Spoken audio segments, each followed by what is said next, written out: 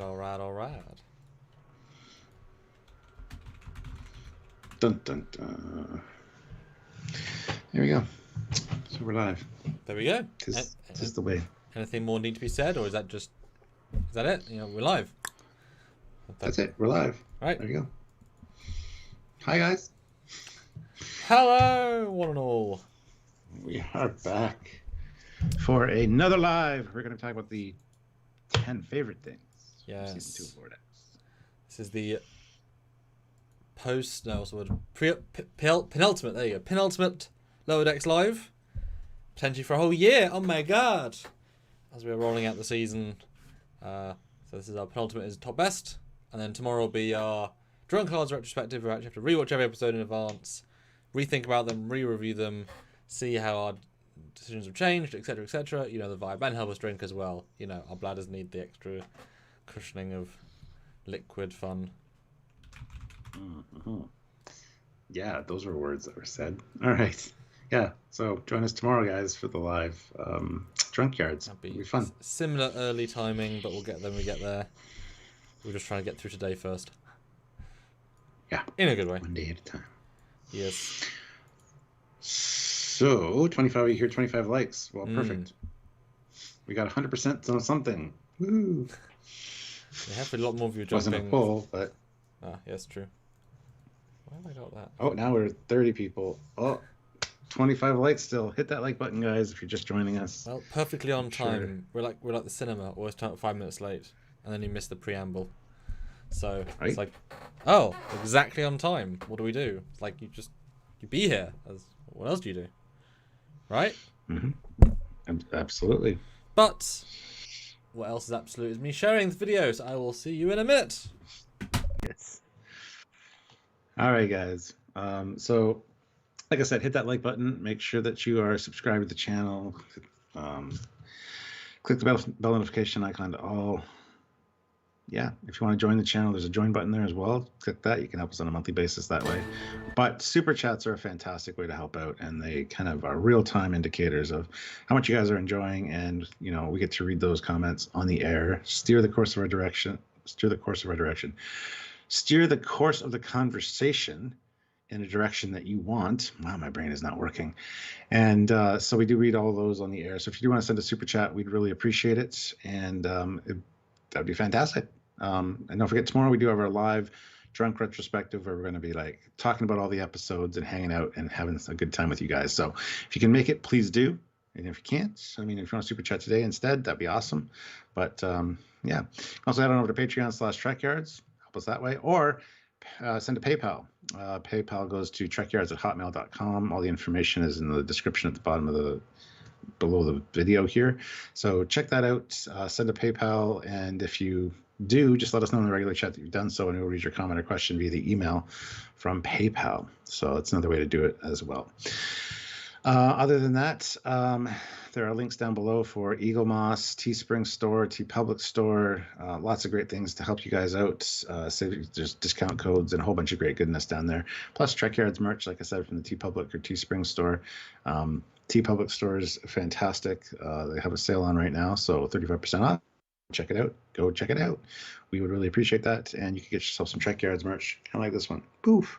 Lots of different Trekyards merch there, and lots of cool stuff available. So if you want to do so, please consider at least taking a look. But they do sales on a pretty regular basis. So if you need to come back later, you can do that as well. Just mark down, throw in the cart the things you like, and, you know, check out later if you need to. But yeah, do check the page out at least. Check out the merchandise. So. Righty. Looky, Samuel's back. Ooh.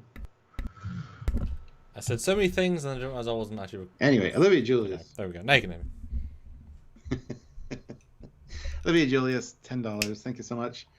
This is a great deal. Did you know if you push the thumbs up button, it will turn blue? Try it. It's free. If you won't like... If you won't like for Captain Foley, do it for the puggy. The pug is lying down on the couch. So, yeah. But what about the commander? If you don't like it for me, just like it for the commander. I mean, that's how this works, right? But speaking of not the commander, or I guess, yes, me last time I went first. So I'm eager to hear yours, but you did mention about more than 10. So in preparation, I also got more than 10 to do 5 honorable mentions. What do you have? Because that depends how we could always, if you've got some prepped, we go through those in quick fashion, or what do you want to do? So I'll celebrate in season 2 here. I've got five honorable mentions in that case, so we can go through those real quick if you want. You can start with number 15 in our top 10. Well, I didn't number them, so That's I don't know fine. how that's going to work out. Okay. Number 15 to 11. But if you want to go through them, it'll I guess spoil a few things that aren't going to be in your top 10. But if they don't make your top 10, then those are really like another level of, yeah, they're good, but they're not top 10 worthy. So what do you guys think? Should I make it a top 15 with the last 5 being out of order? I think that's going to be yes either way, Stuart. They want to see more fun things. So what is your number 15 / honorable mention number 1?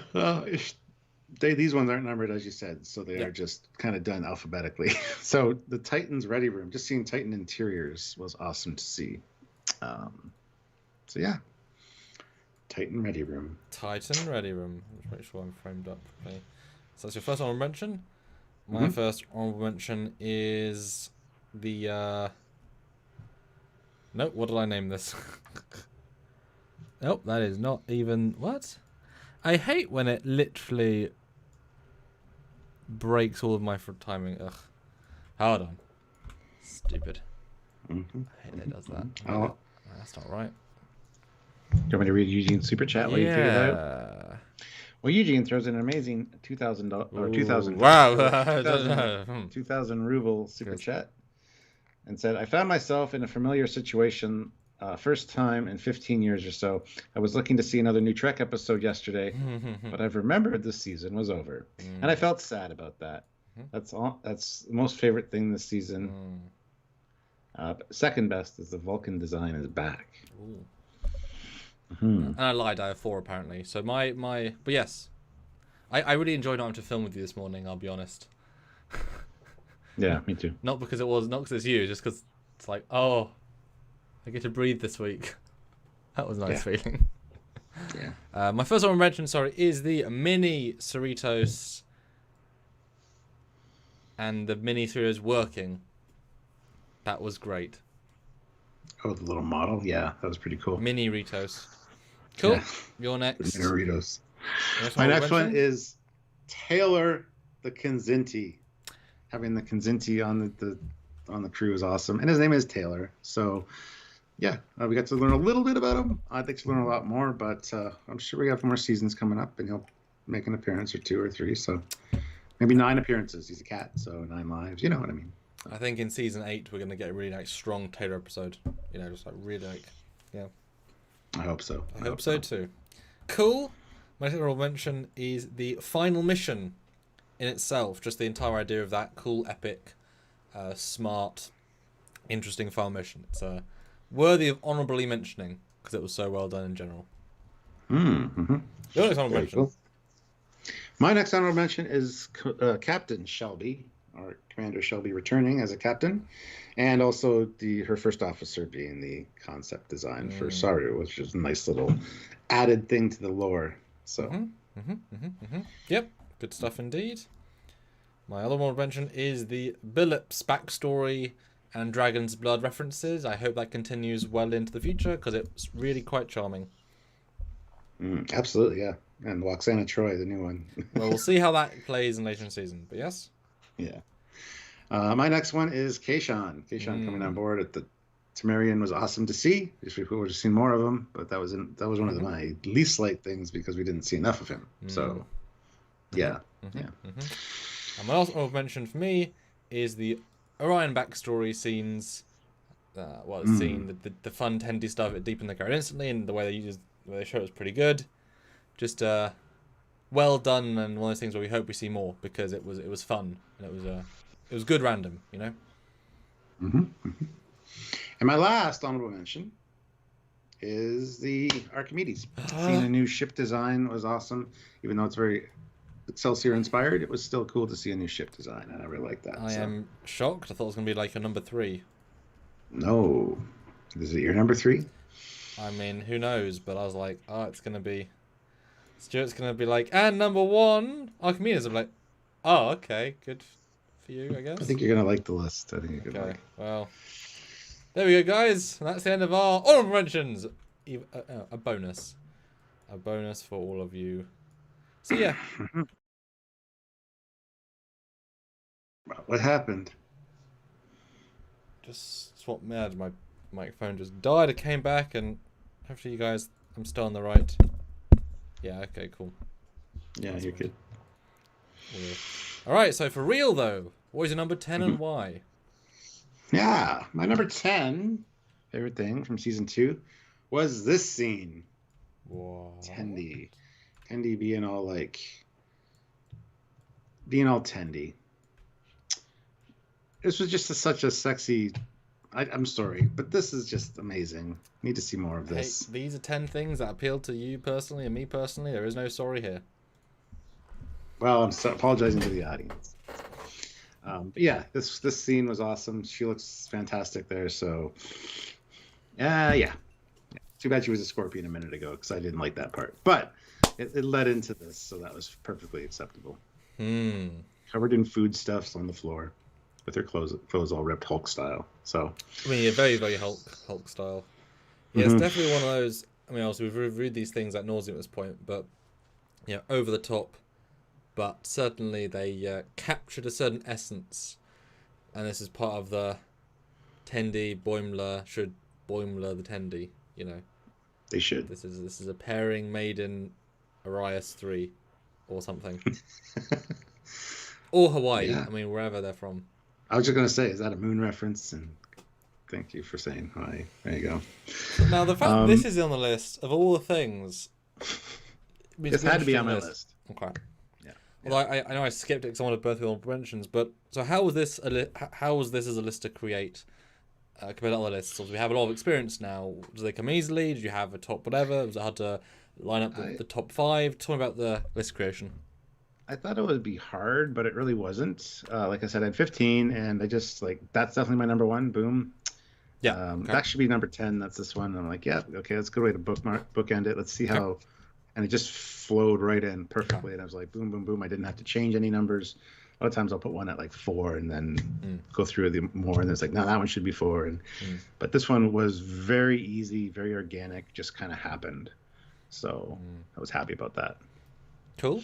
How about you? Was this a difficult list for you? Well, and briefly, did you skip through every episode again, or did you just? Yeah, I did. Okay, yeah, yeah. I mean, these are good episodes for that because they're short.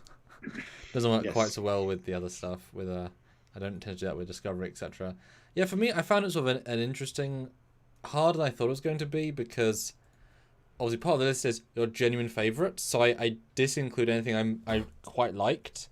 Had to be stuff that really stood out. Like that is a top tier thing, and so, and we'll get into this more tomorrow. I was going through the first 5, and I didn't find that much. That I was just like, that is a really standout thing, really stand out. I kept kind of okay, I've gone through 20 of these minutes. That's not so good, is it? I found some other stuff obviously, but it was I think I found 17 standout things. But you think the season's more good than that? But I'm using high standards, so. Yeah, it's got to be above the parapet sort of stuff, you know? It's like you can't just say, they did this reference well. They do that all the time, you know? It's got to now be really, really good stuff, you know? So it was actually slightly harder than I thought it was going to be. And I'm intrigued to see your reactions, for sure. Well, before we get to your number 10, we got 2 super chats here. Oh, fantastic. I am Misi, throws in $5. The mini Ritos model had the same color in her hull as we saw in the last episode. Nice attention to detail. Absolutely. Yes, of course we noticed that. Crazy foreshadowing once you know in advance. That was pretty fantastic. View from Lookout puts in £2. Shaka when the thumbs up was swell. Nice. Oh, that's good. I like it. All right, so that's my number 10. Kind of a, but knowing me, it applies. A stand-out moment. Yes. Which caused a stand-up moment. My number 10 is... Just make sure I name all these things as I go. The Titan new interiors and potential future story. So it did get on my worst list, and it gets on my best list.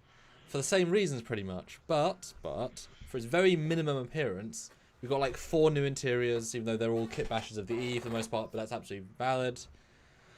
They were all great, all nicely done, shows they can design proper Canon Trek, which the other shows just can't seem to do, so just blends in really well. And obviously the Boimler stuff, potential storytelling is exciting, but obviously we've been burned on that every year since Discovery Season 1 trailer. So we'll hope they continue, but the Titan stuff was good, it was just so underdone. At least they threw a lot in when they did. So yeah, it gets my number 10. So it gets on both lists for very different reasons. All the same reason almost. Yeah. Wow. And it was one of my honorable mentions, so It was. there you go. Because this room is the standout room, obviously. Like the personality in it's really good. Yeah. I debated between this one and the briefing room, because I really like the look of the briefing room or the conference room, but yeah, this one is definitely unique. Yeah, the briefing room is just the briefing room with some other stuff on the walls, whereas this one's actually something original. I might actually have to nick the big window and sofa setup, because that'd be really nice. Just like, that's great. Why wouldn't you want that? Whereas Picard has just stand up to his little slit window. So that's not quite as exciting, is it? And Dan Ben says, are those records behind him? Yes, those are jazz records, we assume, because everything is jazz with Breaker. Maybe he's refound his jazz love as soon as he left the Enterprise. Yeah. All right, so we'll get into, I guess, my number 9. My number 9 was a small little line in episode 3 or 4. I was at the lowest tractor factor. Tractor factor as a phrase for me is amazing. So I just like that it's referred to as tractor factor. These first 2 on the list are kind of really simple things, but I still wanted to include them because it's a standout moment for me, one that I really enjoyed. Just the phrase tractor factor makes me laugh. And you need to use that in a fan film at some point. Lock onto that target with the tractor beam, tractor factor 7 or something, because that'd be hilarious. But yeah, just a small little thing, and thought I'd include it as number 9. So there you go. Nothing major to talk about here, but I mean, it honestly feels like they grabbed you with a gimmick, but I know you know that, and you've brought that into yourself. Yes, I've adopted it, and that is okay. It's mine now. Okay. If you don't have much to say, that's fine. It's perfectly fine. We'll have more to talk about when we go up on the list. So I mean, it does obviously make sense to have different tractor levels. I would just assume it's all be automated, that it would sense the stresses on the ship and, modulate according, but, Yeah. Cool. It wasn't the settings per se, it was just the tractor factor. I just love that. It rhymes. It's fun. I'm surprised we haven't heard it before, honestly. Well, I'm sure jazz musicians would really appreciate the rhyming convention. That's why he does it. Because did you know, Stuart, all the Titan shuttles are named after Titan musicians. No, jazz musicians, not Titan. What?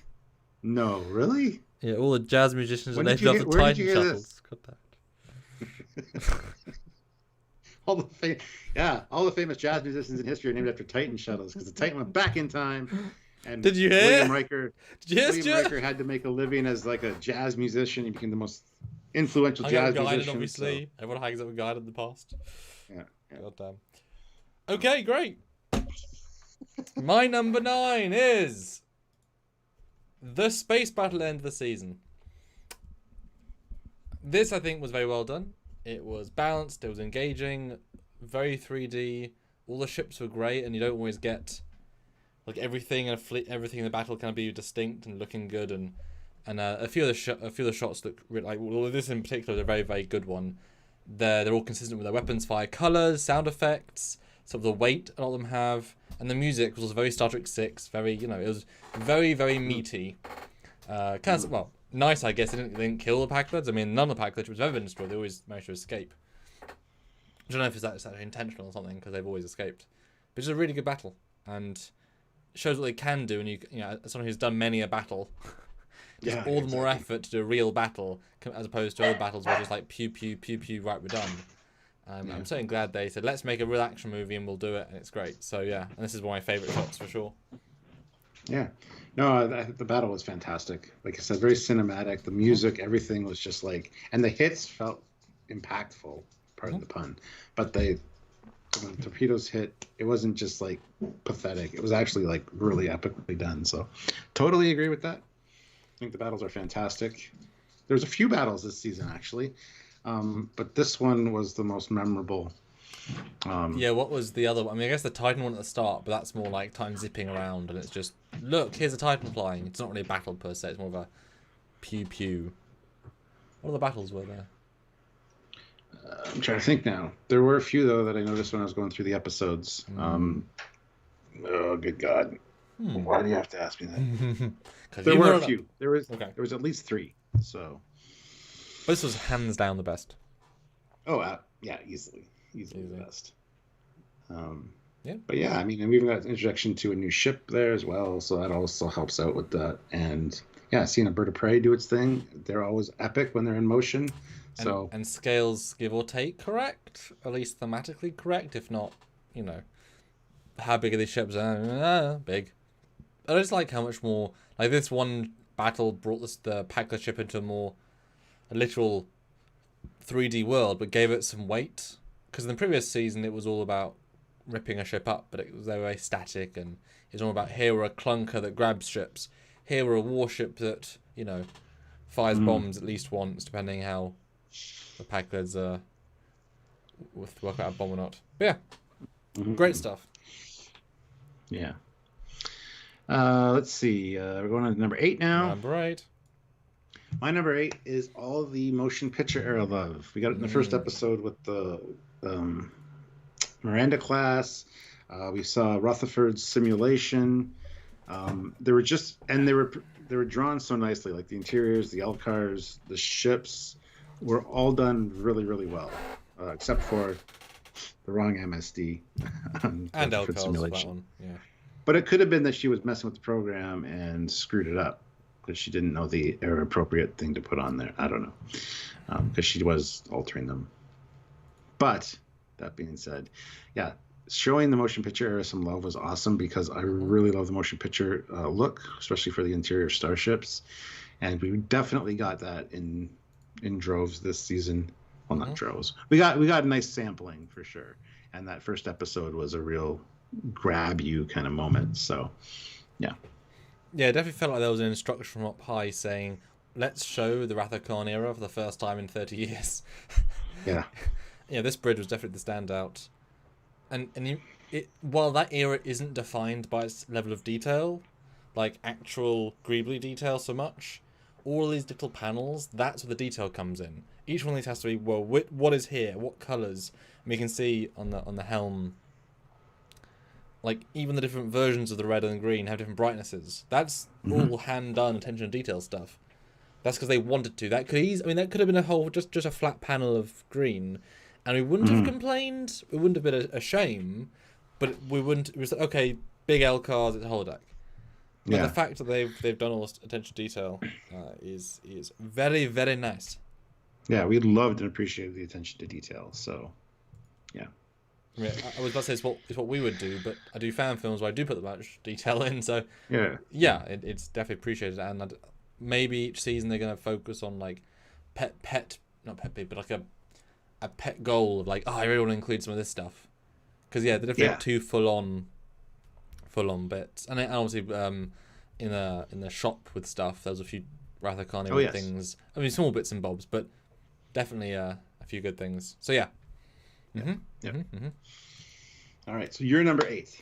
My number 8 is Key-shawn, who is also on my worst list, because and he was also on my honorable mentions for today's list. He was, which I smiled at. I don't know if you caught that. Yes, I did. Because again, it's not. Let's not necessarily say Key-shawn is a top 10 thing.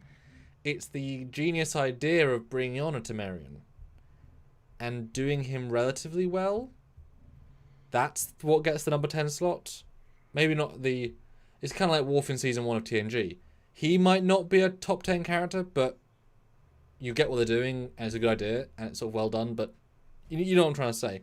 So the idea now, obviously, their way of kind of getting around the Temerian joke is by making it almost not there, which would make sense. If he had to do 4 years of Starfleet and other ships in theory, then he should already be at the point where the stigma of, the ability, you can talk English, maybe not fully, but close enough to work daily. So obviously the joke, then his other phrases shouldn't be that grand. Therefore, he just makes him a simpler character. But obviously, if you're just only speaking in rhymes, it would have made the whole thing really weird. So they went for a safe hybrid of the approaches, but very brave. And I think I bet you the writers in the room, whoever suggested that as a serious idea, was like, oh, ooh, challenge accepted. So well done for trying. It's like the Pakleds as the villains. Really, really unique suggestion, but inspired. It's on both lists. But the concept is a top 10 concept. Yeah. Let's not forget the potential for marketing, like just the puppet thing. CBS must love Lower Decks for the amount of marketing they've created, because you got the Ritos shirts, you got the Key-shawn puppet, you got the plate. Like there's so much. The hat, the Spock cat thing. Yeah, and the Cerritos shirt that Rumdar is wearing later. It's really. Yeah, I mean they're printing money with the stuff they're doing in Lower Decks, essentially. And look, what did Discovery bring us? Nothing. Is there? Shirt. No, there's a disco shirt. Yeah. And then Picard. Weed? Space ships. weed? Yeah, but Eaglemoss was doing it for everything anyway. So we've been doing it for years and years, and that's every ship. So whereas truly, they've already got, and they're not even like, they kind of work as just in universe. So yeah, it's Lower Decks winning on every level. Good job. Snoopy McQueen, $5. Lower Decks season 2 did a better job developing characters. Yeah, that's definitely a good thing for season 2. Just Lower Decks in general. I care more about these characters with way less screen time than I do with 4 seasons or 3 seasons, 4 coming up of Discovery characters, So, yeah. Just going to do my first poll. Yes, please do.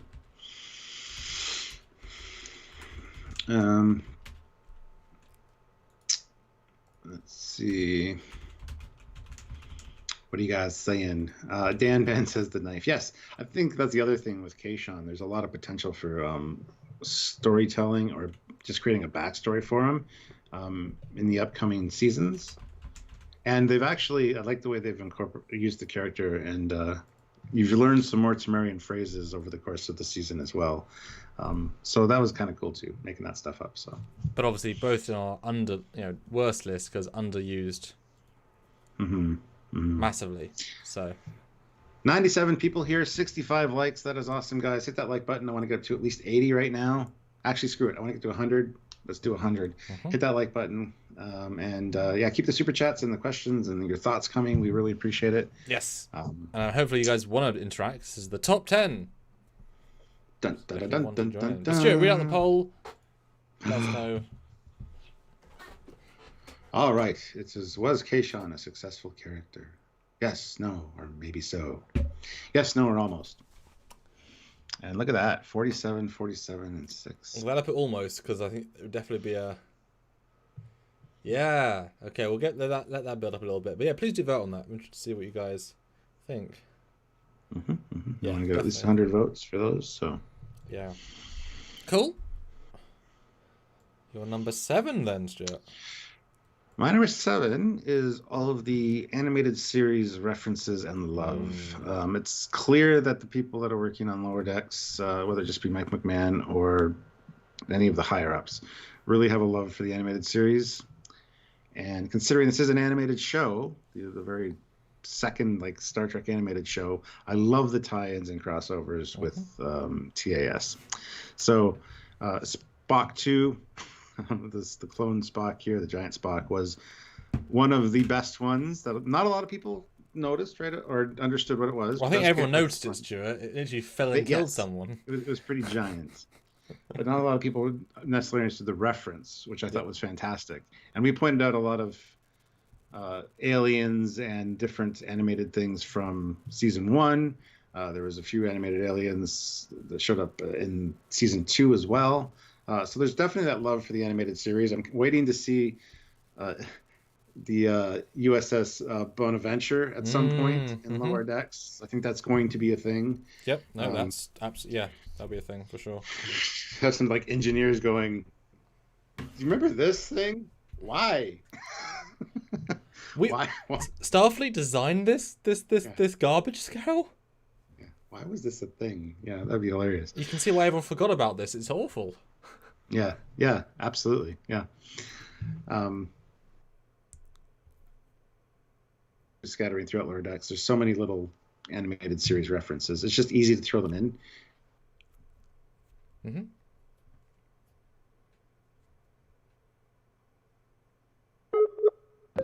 Looking exactly like the animated series looks, or looked. So that was also a little cool feature as well. So. Mm-hmm. No, yeah, I mean they're definitely. Obviously, this will be the exception because this was very like in your face.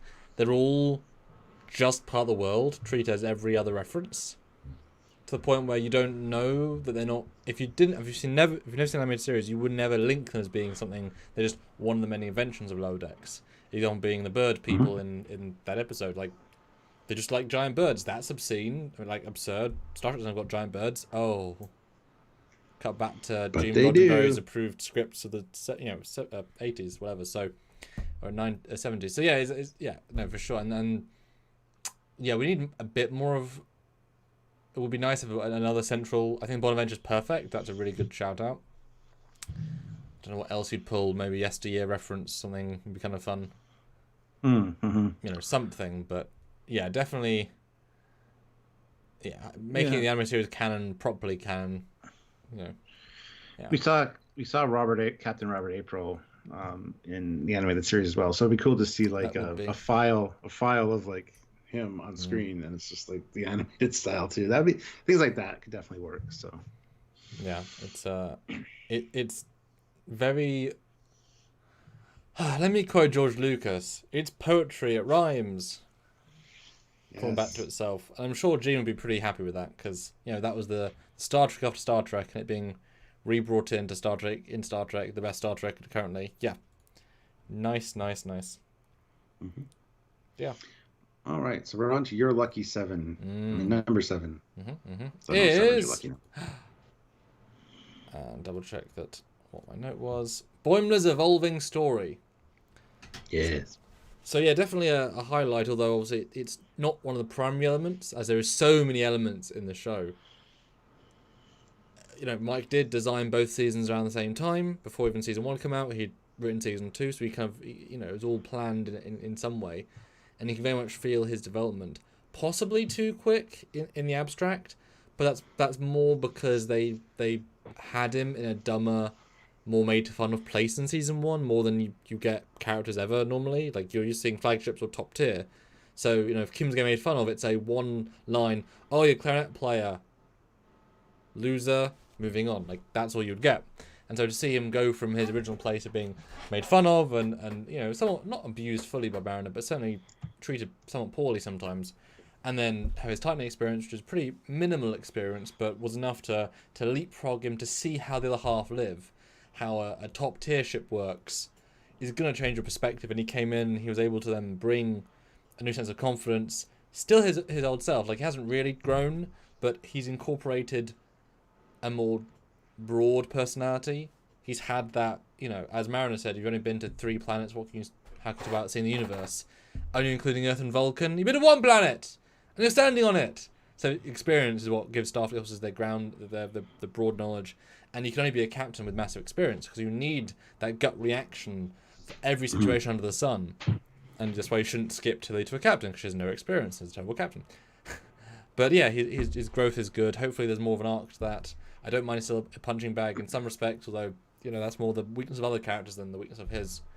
But he's had some strong scenes, and he saved the day a good chunk of times, whereas Mariner last season was saved the day all the time. So yeah, it's been a good journey that definitely works well in a two season way. Yeah. I might have more to say about this in the future. But yeah, I think Boimler's really grown a lot. So that segues into my number 6. My number 6 is almost the exact same picture. And it says, this scene. It is the same picture. I'm moving and the thing's not changing at all. Fantastic. That from the episode. So.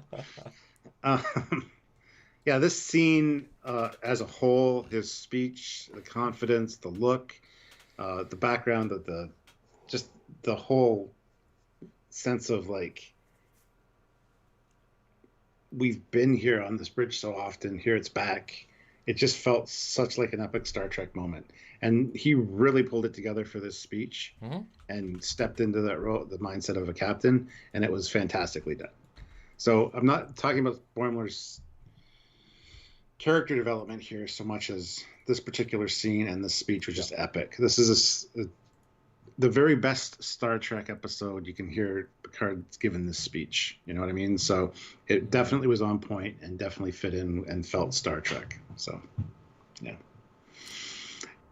Yeah, no, it was a hell of a speech. It definitely kicked butt, and yeah, no, it was. I mean, it would have been nice if it'd been in TNG costume. That might have elevated it one more step. Like, this is fiction. As he was talking, it like became because he was picturing himself there. Exactly. Because it clears the bridge he thinks of when he thinks of, strength and character and destiny. So that would have been another nice thing. Although if he's trying to be a captain, or if it, vice versa, if he'd suddenly jumped to the grey in 4 pips, small things. They would put enough work in. I'm not complaining, just noting, he does seems a bit out of context here, because he is out of context here. But yeah, the fact that he's able to raise the occasion and not be everyone else's captain, be his own captain, which is why, again, the experience of the years and years of being you, and you're being chosen by the higher-ups to be a captain to leadership in your way. They don't want 500 Picards, they want different people who'll send different journeys, etc. And it was cool because during the scene they did the camera rotate around him. It would have been cool to see the bridge morph from like TOS to this to like Enterprise-y, like the most famous ships as it's going around him. That would have been kind of neat. But yeah, you're right. This is the bridge he thinks of, so he's Galaxy class junkie, I guess. As if building one full bridge isn't enough, Stuart. It's not. It's really not. Well, guys, we need more. Yeah, we do. We need to see a TOS bridge in Lower Decks. I'm just saying. We do. I mean, we just need to have them go back in time to it. Just do Trials and Tribulations again. I think I've joked to you before. Have we Trials and Tribulations again? And so they've gone back in time, and elsewhere is that a sense range of the Defiant, and it has to beam in, and then they have to walk around, and then they use dialogue from Trials and Tribulations. So you have Boimler in TOS uniform watching Sisko and Jadzia talk about seeing Nimoy and Kirk, and you hear all the dialogue in the scene. It's like, how inception can we get with this? Yeah, see, that would definitely work in in Lower Decks. Yeah, that's a fantastic idea for an episode. And we don't know what Kira was doing on the damn Defiant for that thing. Maybe she was having a run-in with Rutherford and Tendy, and then they flashed her like with the little neuralizer and made her forget or something. That'd be hilarious. Well, and not just that. You could have it. You could have the, again, doubling the joke. You have Boimler on the TOS bridge watching Sisko talk to Kirk, and then you have Sisko go into turbo lift. Boimler go after him and say, "Captain Sisko, I just want to say it's been a real pleasure to go to see you." And it's just like, because I can't not say no, just Kirk and Sisko. God damn it, it's 2 captains, especially since Sisko's a god now. I would do that. Trials and Tribulations again. I think that sells itself. Absolutely. And Jeremy Caulfield says, I don't think Cochrane in the original series was from Earth. He was from Alpha Centauri. Now, he was human, but he lived on Alpha Centauri. Yes. So he wasn't an Alpha Centaurian, if that's a thing. No, he was born, I think, actually in Montana, did the warp drive, got to Centauri, set up his facility there, and then lived there. And continued to work on the warp drive. Yeah, because he didn't like Earth a lot after, the World Wars. Yep. And then, went out into space and met an alien that made him de-age. Classic love story there. Well, yeah, made him de-age into his most idealistic self. That's why he looks like that. No booze in sight. Yes. But just to end the poll, 67 votes. Was Key-shawn a successful character? 46% yes. 6% no, 48% almost. So I would, I think that's very fair. Very fair. That's good to know. SBS Guru 2000 throws in €10. So thank you so much. My favorite things, Mariner getting phasered. getting stomped by a horse. Aw. Jeffrey Combs as Agamus. Talin's little smile when her program worked. Naked Tiana. Yeah, side boob. And Tendy as a scorpion. I prefer the post-scorpion Tendy, but yeah, this is a pretty good list there. Obviously, I didn't want to just do like one-off moments because it sort of is, you know. I mean, a speech is different. That's I kind of did that, yeah. Well, a speech is not a moment. It's a big, it's a cornerstone episode. That's a little bit different. But just like, you know, a side boob is like, well, that's. Well, it's better for least favorite because it's just like, you know, a choice that you might not agree with. Cool. Okay. I like it. Finally, we have a same picture. But my number 6 is, yes, the invention and then utilization of the Holo-pods, because they were a great, not even gimmick. Actually, I was going to say gimmick, but they're not. They're a logical thing. It's a fun concept. Obviously, then utilized in great ways. It gave us one of the best episodes they've done. It isn't just holodeck. There's limitations, so it created more of a tension-filled, you know, linear race sort of feel. Just it's one of those, well, why couldn't you do that? You know, logical things. And they still even feel old and retro tech, which is a nice approach. How do you make, you know, future tech feel a bit retro? Well, they did it somehow. And hopefully we see them again. I mean, that's obviously more of a, they can only do it once sort of vibe in Lower Decks, but maybe, I don't know how you do it anything else, but, you know, throw in Picard one day, just have, you know, Picard walk into a academy hall and there's some holopods and kids are coming out and it's, you know, exam week and there's just 10 holopods and, you know, you see a Ferengi walk out and he's like, damn it, I should have sold the ship, and Picard's like, oh, to be young, you know. So yeah, just the idea and the execution of the concept. And different sized holopods, one for 4 people, one for individuals. I think that would have solved a lot of problems that we saw, like I mentioned before, on the Equinox, that maybe doesn't have a holodeck. Have a holopod or 2 in a cargo bay. You know, just so the crew can get some more kind of relaxation. And sure, why not? Because there's obviously, you know, well, I say obviously, but the Borg Queen had quite a lot of, you know, personality. But even if it's just to see a sunset, to be on a beach, I mean, this thing, if it's limited in function and form, just to see a beach, even if they don't give you the smells, which I would assume they wouldn't, because that was always a TNG advanced feature, and these things are much smaller, so I would probably limit that a little bit. Probably heat, but maybe not smell. And so okay, maybe it's not as immersive, but just sitting on a beach is achievable, and want to be, you know, the grey walls of your ship all day, that's enough to mentally give you a break. So yeah, and kudos to them for the design too, because it kind of looks like the transfer pods from The Fly, the Jeff Goldblum The Fly movie, same kind of design style. So and it works. But I said it's impressive that they do look kind of retro. They look like sort of pre-TNG tech, even though it's the future. So successfully sort of retroed it a bit. So yeah. Well, you can imagine, like, a lot of times when you work at a place, they bring around like training equipment or whatever. Or even at schools, they have like the old equipment, the old textbooks. So I assume because she's doing this training on different ships, she's taking these pods with her, and they're probably outdated pods. Like, they're just kind of doing the rounds until they don't work anymore. You know? Absolutely. So. No, 100%. Exactly right. I mean, I love that they're like 50 or 60 years old, you know? Yeah. All right. Well, we're at the halfway point. Before we get to my number 5, though, we have 117 people here with 89 likes. We still haven't hit the 100 likes that I was asking for. So, guys, 11 more likes. Let's hit that 100 at least. Keep the super chats coming. You guys are doing good. But we want to hear like your favorite things from this season. So, and whether you agree with ours, because I think the top 5 is going to be surprising for each of us, and it'll be a fun discussion for sure. So let us know if you agree with us, if you disagree with us, if you like what we picked. You know, and we want to hear your picks, obviously. Like SVS Guru just threw them all in his super chat there, which was awesome. So if you want to do that, we would definitely like to read them out. If you want to set a super chat goal, Stuart, then what would that be? What's our next goal milestone? I hate you so much sometimes. Honestly, $100 is a good way to start out that, I think. It's, 520s, 25s. 100 Five ones. is easy. 5 is cheap. 100 ones. Do a super chats or our last super chat snipe right now with $1. How many people can throw in $1 right now? Let's see. Go. Ooh. Nobody. All right, cool. That's called lag, Stuart. That's called lag. What is your number? 5? My number 5, my halfway mark, is Cetacean Ops. Finally, after 55 years of Star Trek. Although it wasn't mentioned TOS, so... It was not. No, absolutely not. So but I'm just... 35 years of build-up. Yeah. Yeah, since the technical manual for TNG. It's actually seeing Cetacean Ops on screen. Why Cerritos has one, I don't know. I don't think the ship necessarily needs one. But I never assumed every ship had them ever. It was just more of a Galaxy-class thing.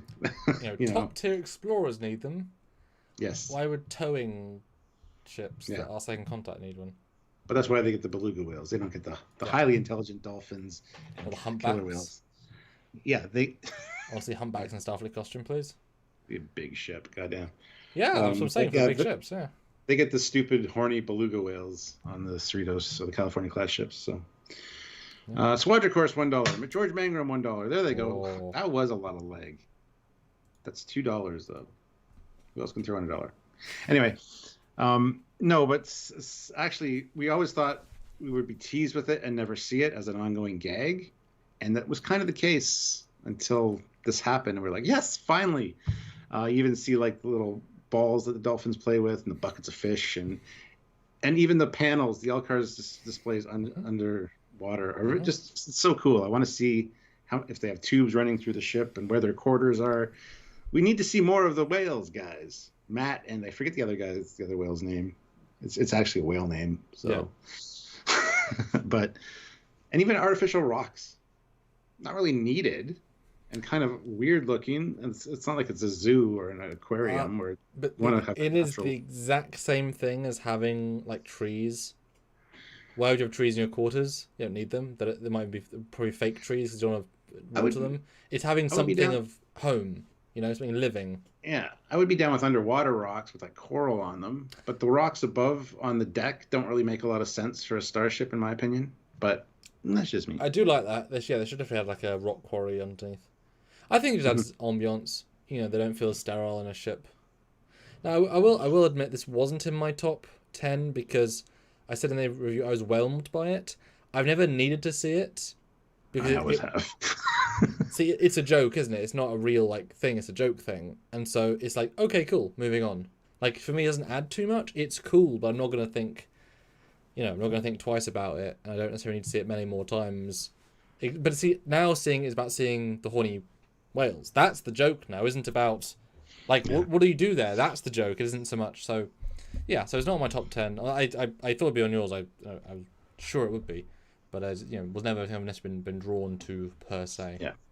No, I was so excited to see it. So, Area 51, $1. Chuck A, $2. Great live stream as always, guys. Nice top 10. Thank you so much. We're not done. We're entering the top half of that top 10. Mm-hmm. Justin T, $2. Who farted besides me? I mean, I did, but you'll never smell it. And Anthony Tasoy puts in $2 Canadian with a thumbs up. So thank you so much. Nice. And of course, Eugene hacking away at his 70.3 rubles is $1, probably. Exactly. Thank you, Eugene. $1 exactly. That's brilliant. Or, to be precise, in Slovarian Bolivar, it's 4.21 Slovarian Bolivars. Oh, nice. Just in case anyone needed to know that. Yeah. Michael Halpern says, to be fair, rocks behind the bulkheads don't make sense either. Those aren't rocks. That's insulation foam that when it explodes to prevent fire comes out in chunks, so it looks like rocks. They're not rocks, and I get so sick of hearing that. Well, yeah, if they're Canon, they're not rocks, because there aren't rocks in a spaceship, like in that form. Like, they're obviously not rocks, there's something else. Yeah. So the middle of my list, my number 5. that's the same picture, is, there we go, is Rumdar and the Pakleds in general. Because, yeah, the Rumdar the Spy gets top billing in that note, but also just the way the Pakleds were done this season. Not used very much, but many memorable appearances. Much canon addition. Again, one of the trickiest things to do and talk about is, the famous stupid race. How do you make them a thing? They made them a thing. They continued them. They blew up the planet. Twist? But no, just fun, entertaining. The hats, the gold. Just some really good ideas, but not going too far. It wasn't just make a mockery of them. There was strength behind them, and that them at the space battle is very powerful, and yeah, just really well done once again. And definitely Rumdar needs to come back. Rumdar was amazing. I even love the name. At least his name wasn't Pakled Spy. No, his name's Rumdar Pakled, like his surname. Yeah. All Pakleds are called something Pakled. That That should be a joke now, shouldn't it? Mr. Pakled, yes, Mr. Pakled. Sorry, Rumdar, yes, Jen dead. Mrs. Pakled, hello.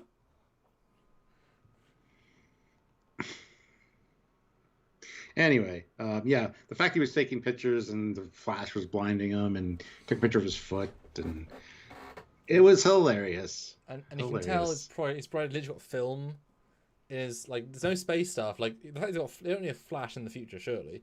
I know the EMH holo camera did, but that's a holographic. It's a super advanced. That was a scanner. It's not a flash, right?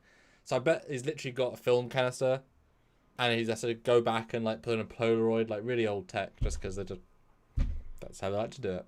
I'm just picturing a real nice like spy camera from the 1930s, and that's what he used. Pakled Spy #1. Yeah. Yeah, we need to see more of him for sure, or at least there's the Pakled section, the 3.1 or something. I don't know what they would call it. Their spy division. 00 dumbass. I don't know. 00 dumbass to you too. Ah, there you go. Ba-doom. All right, Stuart. What missed out on your bronze, and did it miss out on your bronze by a margin, or not a lot? We're not on bronze yet. We're only on. I'm still saying what this missed out on your bronze. So was it almost a bronze, or was it quite? I don't know. I don't remember what I did. So okay. My number 4 is so many ships, so many starships this season, and callbacks to ones that were beta canon, such as the Romulan ship there, the Snipe. Got so many ships. I mean, that one episode alone, there was tons.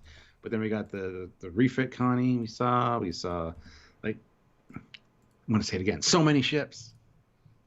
Keep giving us the ships, guys. We like the ships, and you guys know that. So anyway, and they were pretty much all done accurately, drawn accurately, fairly well done. I mean, there was 1 or 2 mistakes here and there, but those things happen, especially in animation. But, starships and more starships. Yeah, no, that's it. Yeah, I appreciate it's not just this scene. I'm glad you sort of broadened it out a bit. Yeah, they definitely threw us in the deep end straight away, even though they are just cloned things. But why have a D5 with no head? Okay, all those things. Mm-hmm. And we got the Daedalus class, we got the Andorian ships around the starbase. Like so many. I mean, there's probably 1 or 2 in each episode, almost. A few episodes might not, but you know what I mean. Runabout, Borg Cube, Borg Sphere, technically, or Escape Sphere. Yeah. Jinx. We had a Vulcan small transport ship and a big capital ship science vessel. Yeah, we had random guys, museum, dickhead ship. We had the shuttle that broke apart. We had a Ferengi shuttle. We had, I mean, they understand that ships are actually a big part of Trek. I mean, you wouldn't be able to have a ship line going 6 years now, 7 years, almost as long as an entire television show. And with more lines on the way, that literally grew Eagle Moss from a company where it was to a bigger company because it got such press from that and such respect. Mm-hmm. because people like ships. It's a universal. And they don't age. They don't. You can't have. We can have a life-size cut of William Shatner in your house, but don't. But you can have 3 Mirandas of various sizes. And it's all fine. Yeah, So yeah. yeah. And they definitely put all the attention in. Yes, there's variations to a theme. Obviously, they take the liberties when they need to for, the window's the wrong scale, but it's also a TNG version. So they're able to say, okay, this, I don't know if it's an active thought, but okay, we can afford to, do a thing, the easiest thing on this detail. But other things they get just spot on. Now, I'm sure a lot of that is probably they either have the Eagle Moss miniature or they have a render somewhere, and it's like, well, let's just match this. Mm-hmm. And so they're, this shot, you just need to move the miniature to the position you can get all the details right. It isn't like the 90s where you had the fact files, you had 3 shots of it, maybe. Yeah. And you had micro machines. It's much easier to recreate these things than ever before. But they do it and they achieve it. So yeah. And this kind of ties in with my other one, the animated series references. Like I said, I wouldn't be surprised if we see a Bonaventure, TOS Bonaventure in a museum or on a display or something. That would be hilarious. And they could definitely do that. So. Yeah, well, they already had the transport ship. And the Aqua Shuttle. Do the Aqua Shuttle. Yeah. Good idea. Good idea. Mark Lawrence, $5. Rumdar had me in stitches, but that ship bay there is so beautiful. Indeed. Eric Martin, $5. Thank you so much, guys. These $5 make a big difference. So even a $5 super chat would be amazing from you guys. So he says, I still want to know what unspeakable things Rumdar did to the guest bathroom. Well, you mean the airlock? Yeah. Why is it all brown and streaky? We'll never know. Okay, then. On that note, what is your number 4? So yeah, the one that missed out in your top 3. The Klingons. And I think I'm quite broad with this because we literally haven't seen Klingons done right since 2008. Yeah, that's true. Or 2007, a long time. Or 2006. Yeah, 5. Long time, guys. And yes, we've had inklings of Klingons in season 1, and they've never been done wrong by any means.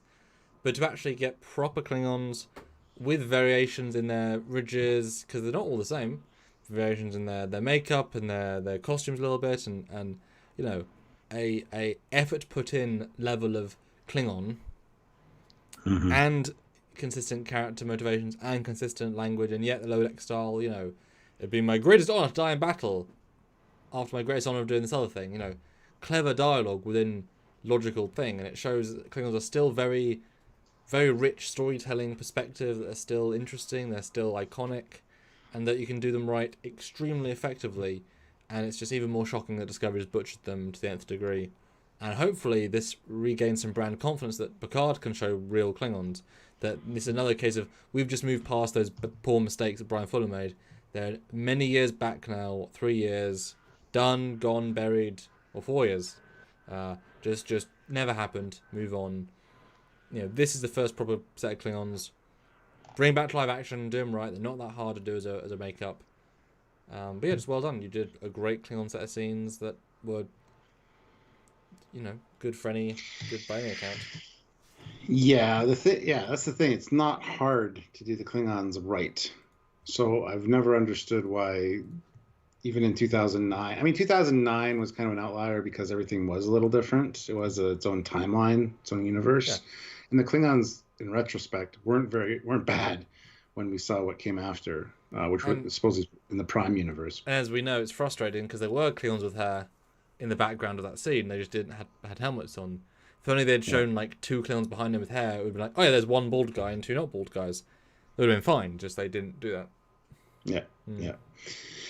Well, even that could be a whole discussion. But even the 2009 Klingons were masks, helmets. And there's a line in what is it, DS9 or TNG, where it's like an honorable warrior doesn't hide his face, and then there's the J.J. Abrams. They didn't watch Star Trek, so what do you expect? They did, obviously, just didn't get it. Yeah. Not a band account, $2. My number 1, Continuing Adventures of Sonia Gomez. Good to see somebody like that come back. Yeah. Yeah. Show us more. More. Eric Martin, $5. I love the Klingon captain getting angry over the one-use bomb scene. It's a bomb! Yeah. Beam another explosive onto the Pakled ship. It's so watchable. Yeah. And to see him, like it's weird to you need the Pakleds, so he's having to, sink to their level, but also, it's just so well balanced. Those things, so well balanced. Yeah. Yeah. Yeah, Klingons are one of the easiest things to do in Star Trek. Come on, we've got enough. We've learned enough about them. I love how the directive going into TNG was that Gene Roddenberry didn't want to focus on the Klingons. Sure, Worf was on the bridge, but that's just showing the progression of Starfleet, and and then all of a sudden he became Worf, the warrior, who so many plot points, and you see so much about the Klingon society after that, and even continuing in DS9. It was just they're one of the most fleshed out things in the Star Trek universe. How can you screw it up? Yeah, well, make it your own. Put your own stamp on it. Do your own thing. Yeah, if you want to see what the Klingons are, just watch 5 select episodes of DS9, sorry, and that's it. You've got their culture down. Maybe not all the fine details, but a sense of who they are. That's it. You don't need to do much research. They're very clear, straightforward. Just shows the failure of other people rather than the Basically, they did Michael Westmore.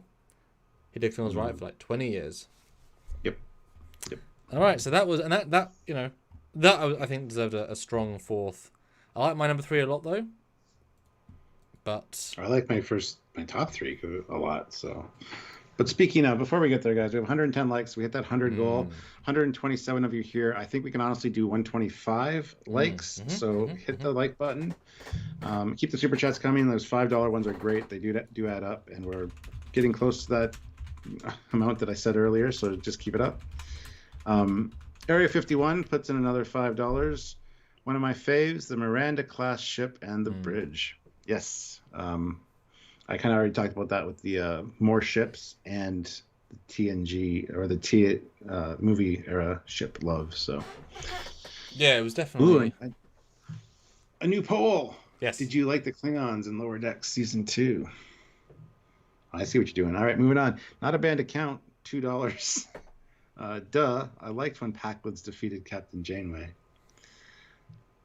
Well, Janeway is a pretty legendary captain, or admiral now. So, I mean, it's a pity she had to bring the Enterprise in though, because it's always every ship's Enterprise.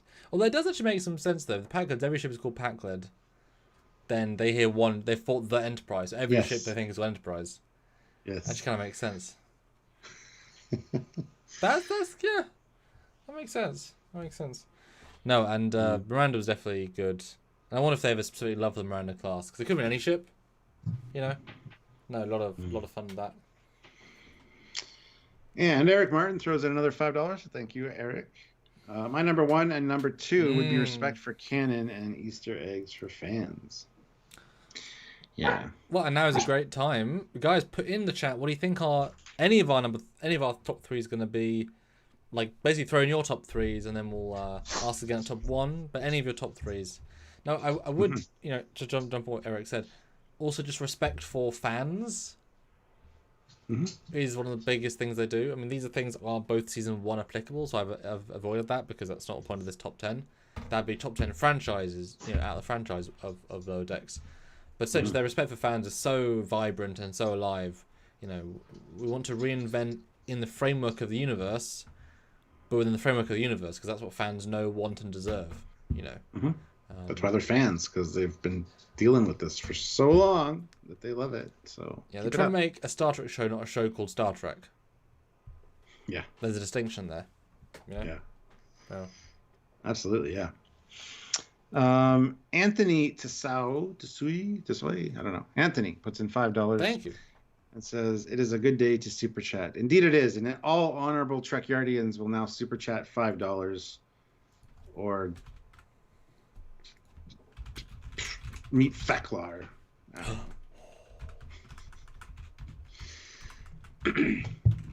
Robert, I don't know.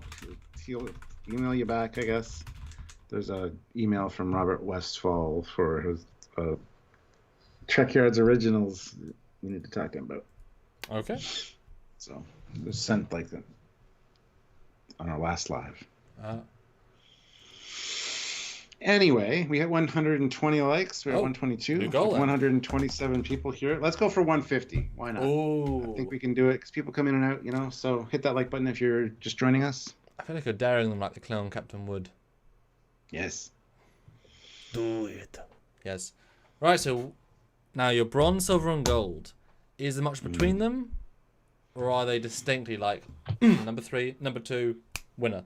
Or is it kind of They're very distinct. They're Okay. very clear cut winner and things that I like. So fantastic. All right, your bronze medal. Well, let's not get into that too quickly. then. We got another super chat Oh, from fantastic. SPS Guru 2000, who puts in 10 euros. Ooh, thank you.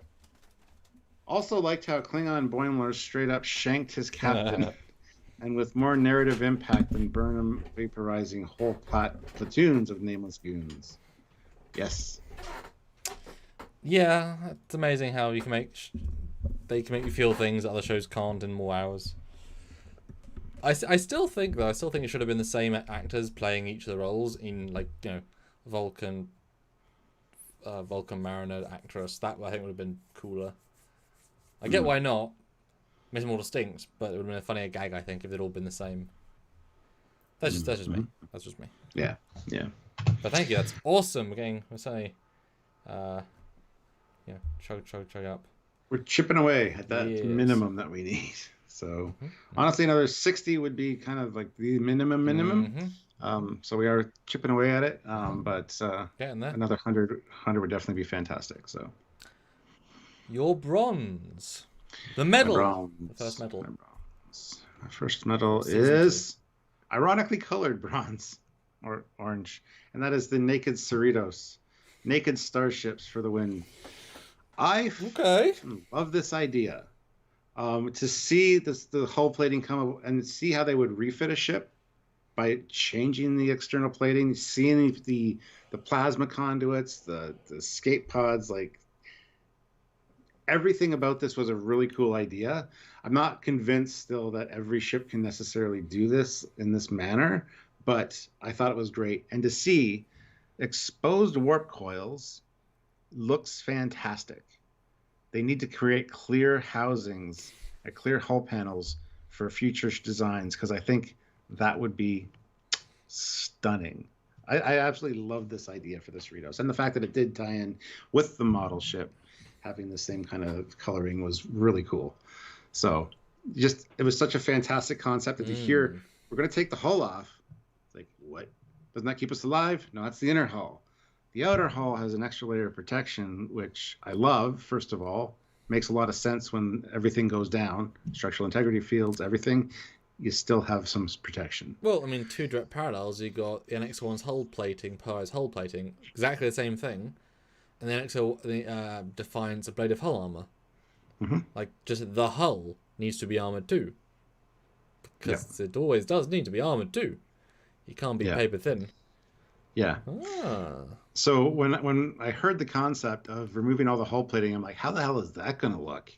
And it paid off. I mean, and as a ship guy, I never really considered this a possibility. And then to see it done, it's like, yeah, that makes so much sense. How did I not think about this before? So I want to thank the Lower Decks guys for this idea and for bringing it to fruition, because it's fantastic. Well, even with episodes like Relativity, where you see the girders of a ship being built, this is a whole different thing. And I do think the scale of the ship will depend. This is a very specific scale of ship. It's a very specific purpose of ship. It's not a high budget ship. I mean, they're still using old holodecks, etc. So this is presumably an older method, which is great, makes sense. And if it's more, you think of a utilitarian screwdriver set versus just a consumer one. Different function, different ways of doing it, etc. So, I can definitely see this is a specialized thing. Well, I think most ships could, the hull plating could be removed because it's just hull plating. I don't know why every hull plate would need a separate trigger, but I'm sure you could just phaser it off. Like, you could take the hull plating off, but that's just, as we saw, literally the last ditch thing. Yeah. Just like. And they were taking skill. phasering some of the panels away, so I assume that. Yeah, that was confusing. I'm assuming chunks come off with the release clamps, but then you need like a star dock or a space dock facility to take the other ones off for refits. But they were just doing what they could. Like the thing is, It was not made clear. No, it isn't. And the manpower required to do this would be immense. Like, could you imagine doing this on a Galaxy class? No. Which is like a lot bigger, a lot more surface area, and you only have a crew of like 1,000 out there doing it. Like, yeah, I can't see it happening. Sorry. No, and assuming this, say they 80% of their crew did this, right? So say it's 250, 300 people crew. You're looking at 200 people doing it, whatever. 11 hours, long time. I'm sure they had stims and they weren't allowed to sleep. That is like, and it's also both duty shifts. Everyone wakes up, everyone does it. Mm-hmm. But yeah, I mean, this is a horrendous thing. Obviously, all of the engines went in one go, so it was very much just the saucer stuff. Like you said, it's the stuff that wasn't intended to be easily replaceable that took time because the nacelles were just beep beep beep. Okay, great, nacelles done. Try to undo some safety protocols, but that's just hacking. Yeah. But and it also kind of makes you realize that in a battle when you get phaser damage along a part of the ship, it's easy just to replace those panels. I always wondered, how did they do it? Did they cut out a big section of the hull and replace it? Yeah, just cover it. Well, I mean, in Star Trek 3, where they're limping home from the Khan battle, you see like actual welded on plates on the outside of the secondary hull, like temporary repairs. So, I mean, you always kind of wondered how it happened, and it makes a lot more sense now. And I think that's great. And that's adding a lot to the world of Star Trek in general and just starship construction and maintenance. And I think that's really fun. It's a great idea. I don't know if this is in any of the technical manuals. It might be mentioned, a small little paragraph or something in one of the technical manuals, because I could see Rick Sternbach thinking up something like this, but I don't know if it is, and it's just great to see it. So there we go. I'm done talking about it, but I absolutely loved it so much. I needed to have it in my top 3, and there's a lot of reasons why. So, I mean, this is a ship channel, so I totally get the connection there. Yeah, it's the geekiness.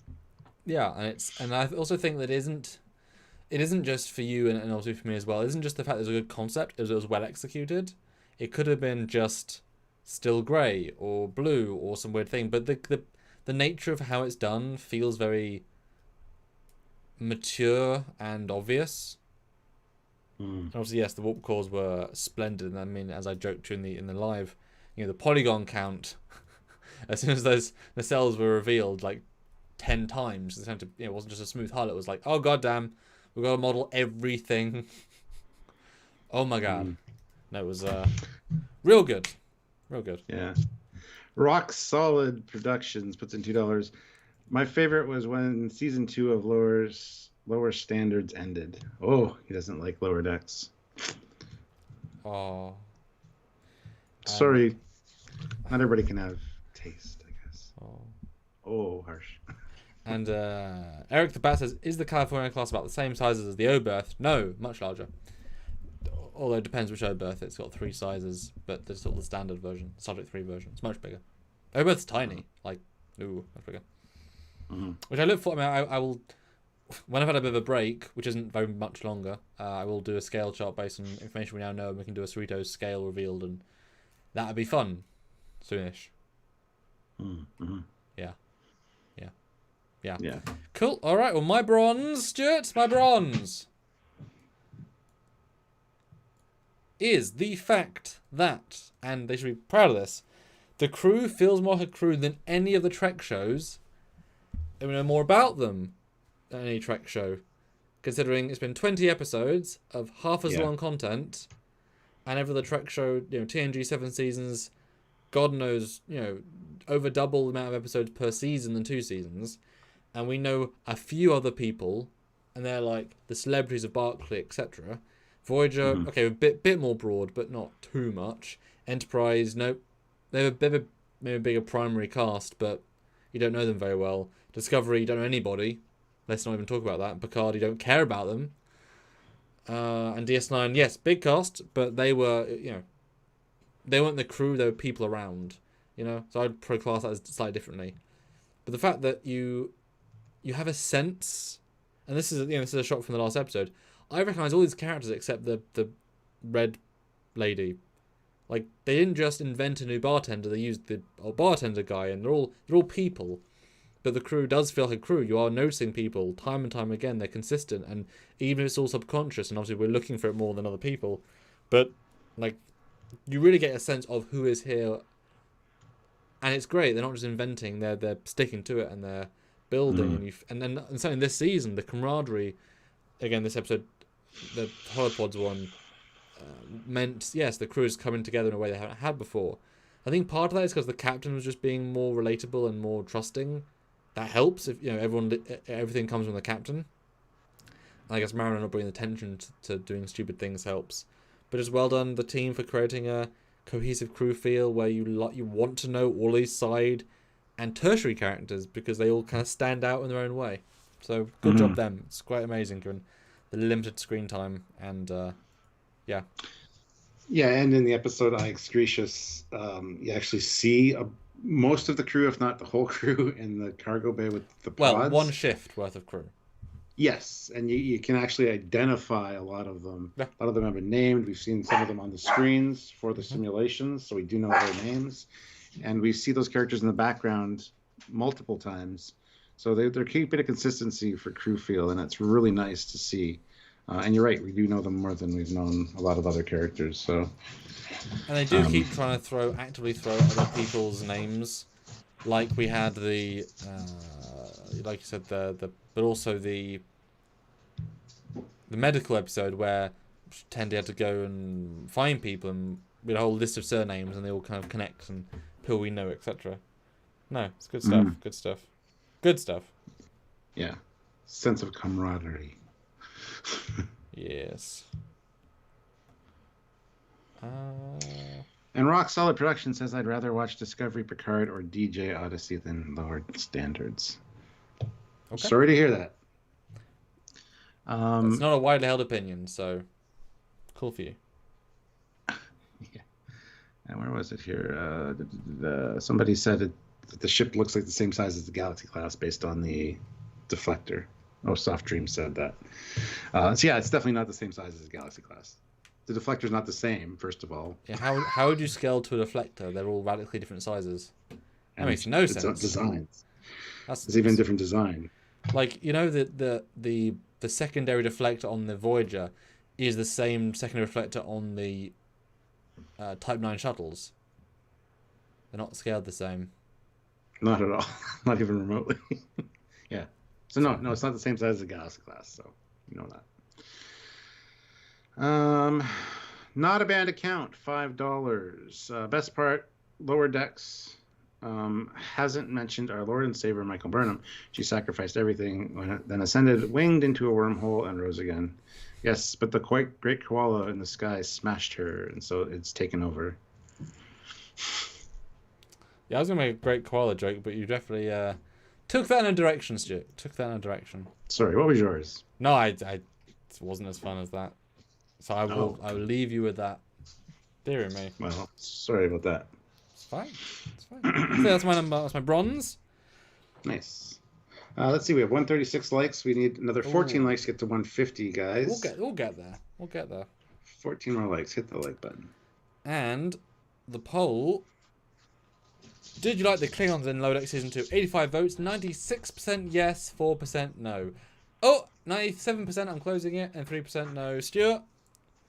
Close. I got us a 97 is the highest we've got. We got 97 the other day, too, for one of yours. Did we? One of your polls. Oh, yeah. Okay.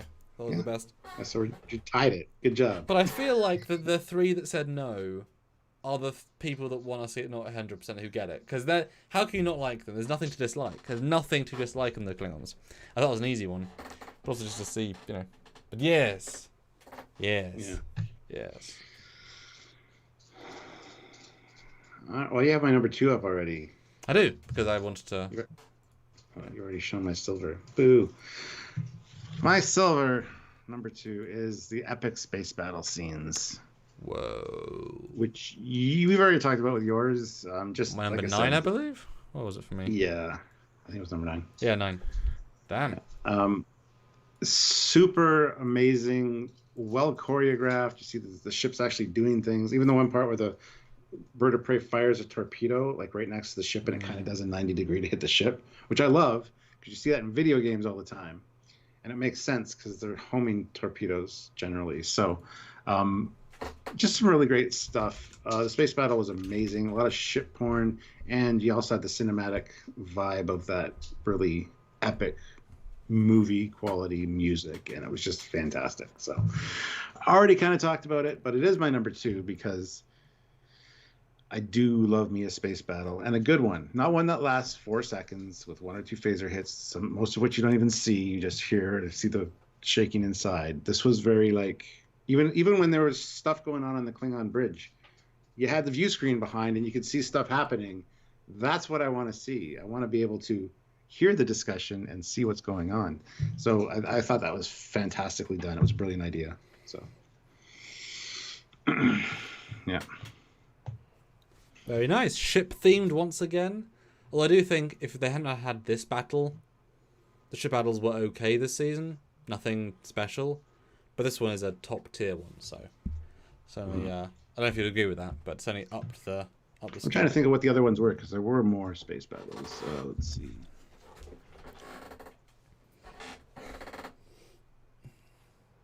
Dun, dun, dun. So, what do you guys think our number 1 is going to be then?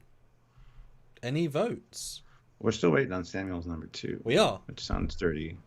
My number 1's number 2. Goodness. But yeah, seriously, guys, put in your number. What do you think number 1's going to be? See if you can guess, and we'll pause on. We'll do my number 2, and then we'll read what you guys think. But it was fun because yesterday, last time, one person did guess it, but everyone else had other good ideas. But my number 2, my silver steer is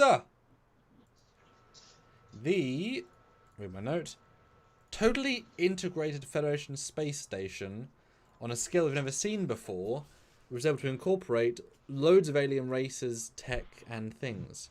Because you've never had, even in DS9, this sense of scale with this many random aliens from all across the Starship universe, all in one place, because the budget to create them in this sort of thing is infinitely smaller. And so just as in one scene, you've got Bajoran, you've got the Bolin, you've got the Vulcan and other ships. Just, you don't ever see a Federation but not Starfleet station. You never see just what random people are doing, wandering around. And this episode put so much tension into showing a broad spectrum of the universe that it felt, for the very probably first time, DS9 be close second, a living, breathing Star Trek universe locale as it would feel. And I think this deserves some real credit because it didn't feel overbearing. They didn't just feel like, oh look, there's some Ferengi references. No, it's a station. It's a place people live and work and breathe and visit. So it was alive, you know?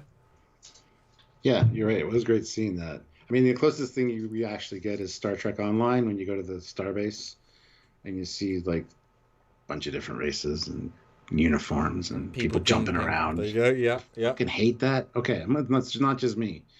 Even in games like, sorry, this is going off topic for a second, but even in games like Call of Duty, hateful thing in video games is people jumping around acting like idiots because you would never do that in real life. So why would you do it in a video game? Like jumping around with my gun. No. Anyway, sorry. Yeah. So you're absolutely right. Seeing, and even the stores, all the storefronts with different languages and things represented was great to see. And even out the window, seeing the different ships, the Andorian cruisers and stuff, it was phenomenal. So I want to see that live action, though. I really do. Done well. Yeah, it was just a life of its own. I really didn't know what I was going to pick for my number 2. I was going in, but this one is just so symbolically because it just raises so far above the idea of a reference. You know, when Mariner mentions, oh, like Kirk and Spock and Picard in season 1, that's just them throwing a reference out. This is just a living, breathing world, and that is how Star Trek should be. You know, you don't need to invent 35 races. Just look at the 230 existent ones. So what makes sense and utilize them. This bug is really crazy. What the fuck is it doing? It's wanting to represent its species in your room. So yeah, just this when I was like, yeah, that's next level, really, really, and I hope we see more of this.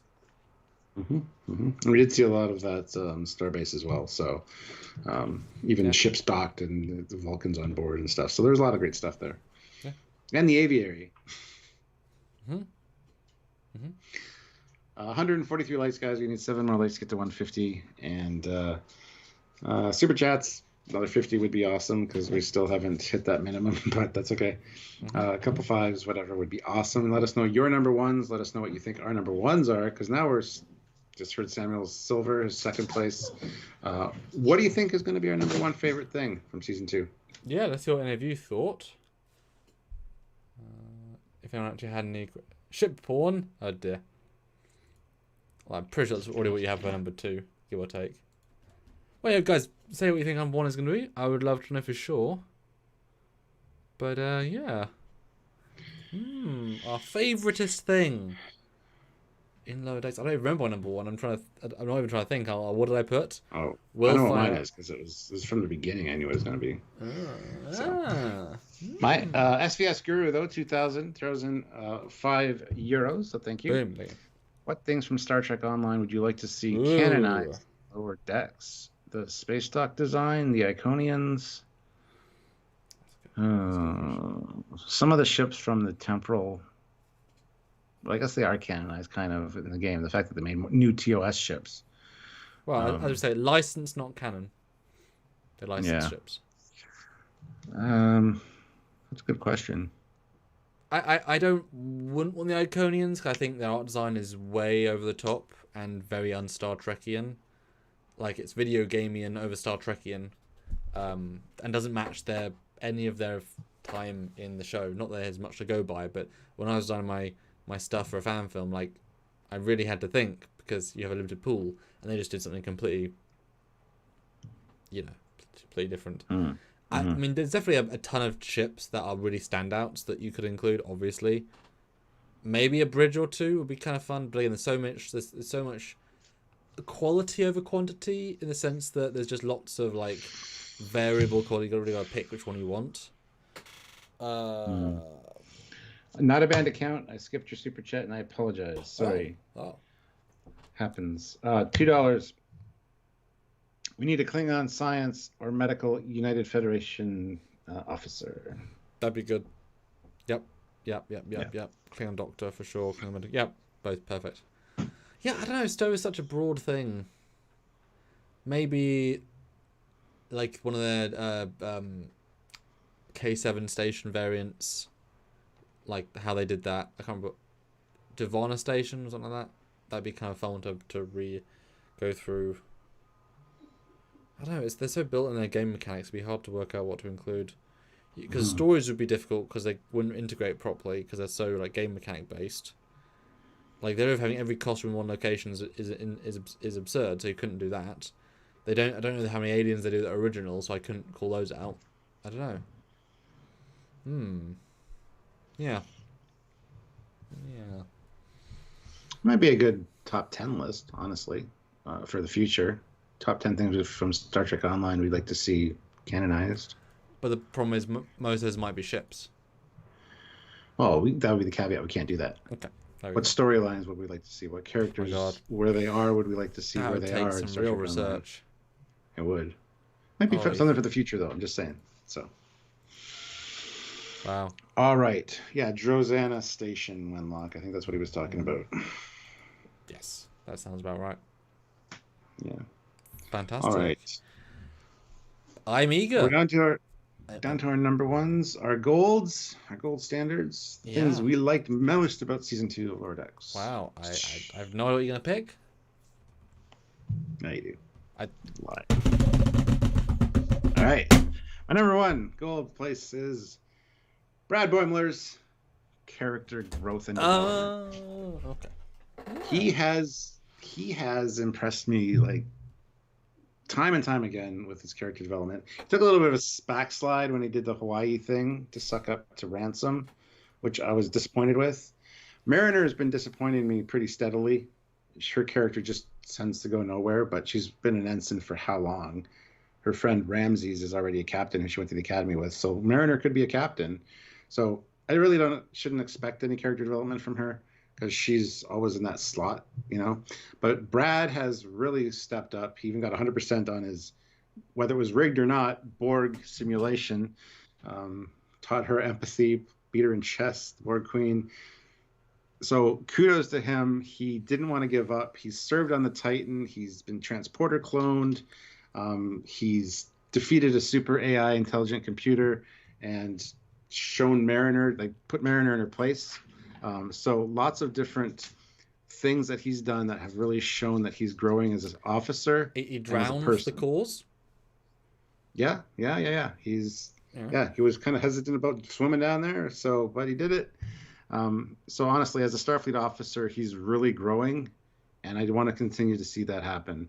I can't see him being an ensign long, though, if that's the case. And, even though he created the Boimler effect's name for him, it's totally opposite of how the character actually is. Since it is lower decks, you're going to have to keep him an ensign, but it's a shame. Well, although we know that the time we saw a happy a Happy New Year flashback to 2381, but we don't know how many. If there's a show a year in the timeline, so they could easily just have 2 seasons, 3 seasons be in 81. Because the further they go in canon, the more stuff has to change in theory. So if Brad could be ensign for 2 more years, but 5 seasons, depending how. So I'm just saying they could easily get out of that. Yeah, I suppose.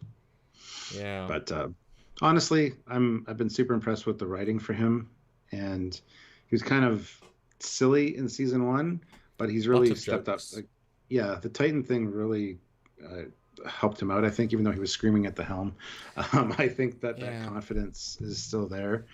And like I said, the one backslide for me was the whole Hawaii issue, trying to fit in and lying about it, but he admitted to it right away.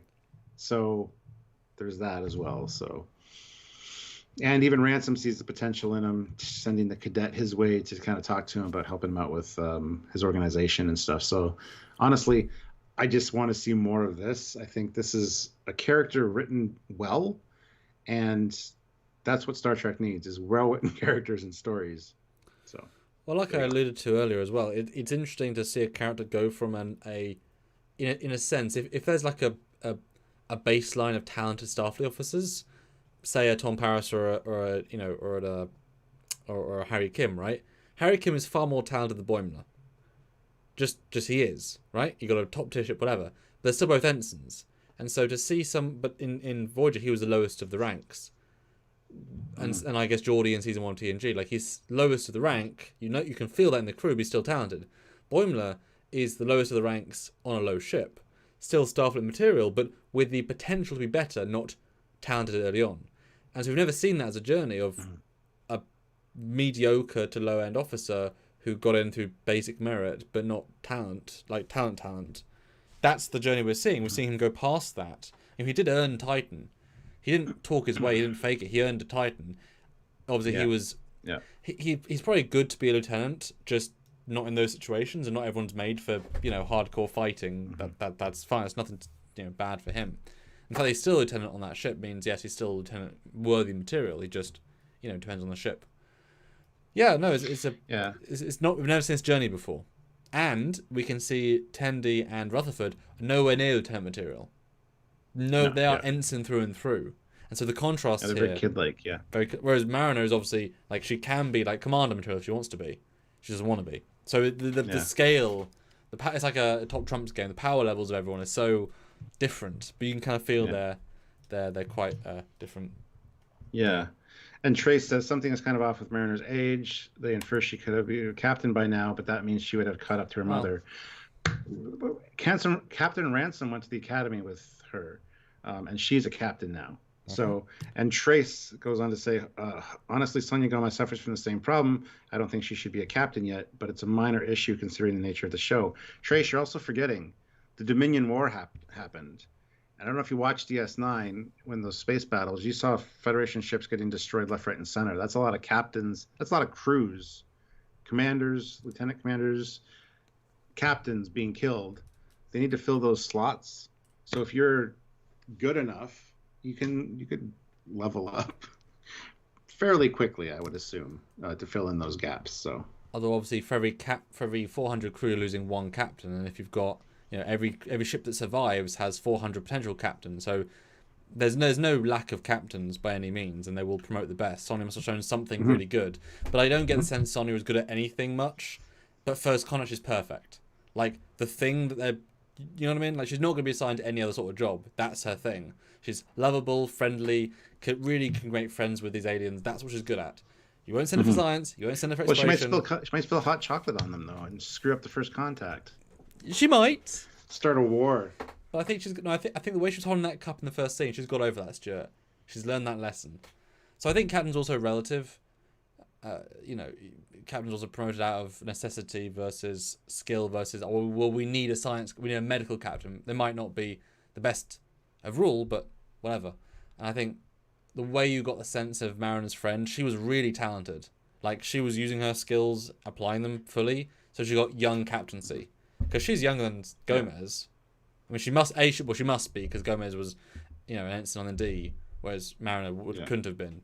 But yeah. Probably a kid at that time, yeah. Yeah, but certainly Mariner's older, but we know that from context clues, and I'm looking forward to dealing with that, because it's not a pet peeve or anything. I just want to know the early years, because there's so much interesting stuff there. But that makes sense. If every hero of every Trek show has a really, really interesting backstory. Kirk, one of the youngest captains ever. Picard, he's the first kind of the Ferengi.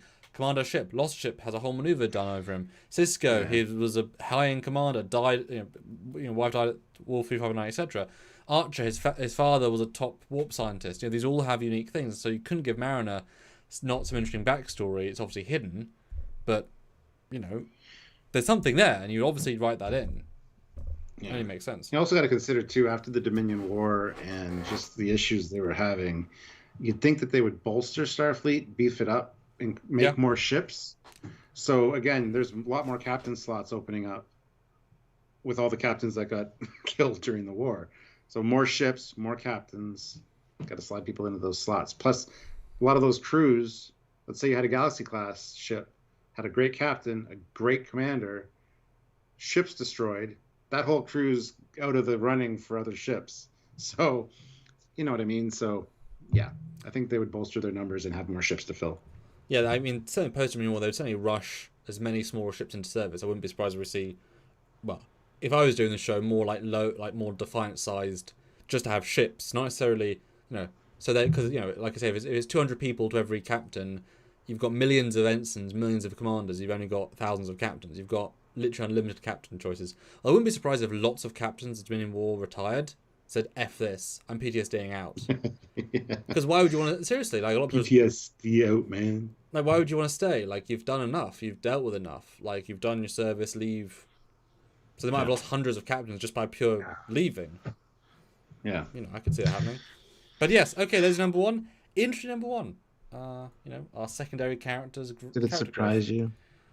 Sure. I mean, it was on my top as well. It's just interesting that it beats other things. But, he's likable. And he's a good Starfleet officer. And that's a good thing. Mm-hmm. And it highlights what the show does well. That's good writing and good character development. But it's also the journey. In season 1, he was pushed on or picked on more so than needed to be. Remember that one, I think it's episode 2, where Mariner just hates him the entire episode, but also he cries in a alleyway about being shitty in Starfleet. These dark moments of just, wow, really? But also he was like literally the most fresh-faced ensign possible. So the fact that a year and a half of life has already brought him to this place, there's the potential. That's what we're seeing. Low-tier officer potentially rising up. Right, there you go. That's enough on Brad Boimler. So now we're down to Commanders number 1. Do you want to do it? Want to do Super Chat first? Or do you want to do yours first? Yeah. I mean, I don't know what you guys think. I've forgotten. So what do you think number 1's going to be? I've actually forgotten. So Matt Williams puts in £4.50. Thank you. It says season 2 highlight is the reaction, dissemination, and conversation with you guys. Looking forward to new Trek and the journey ahead. Best is yet to come? ? And Matt, thank you for that super chat. Actually, going into this live, I was wondering if anyone in the chat would say the best part of season 2 for me was just hanging out with you guys and listening to your reviews. And thank you for that super chat. It means a lot. So, yeah. Yeah, no, it's. I mean, Lower Decks has been 10 times 29 minutes. Trekyards has done 95 times. So we should tally up our hours. Goddamn. Yeah, for every 5 hours of Lower Decks, we had 120 hours of Trekyards. Yeah, hell of a journey. And obviously, we would not still be doing this without you guys. Literally could not have been. Without the super chats, without the support, without joining the channel, all that stuff keeps us going. So we keep this content coming, and we love doing it. And we love, we never know who's watching.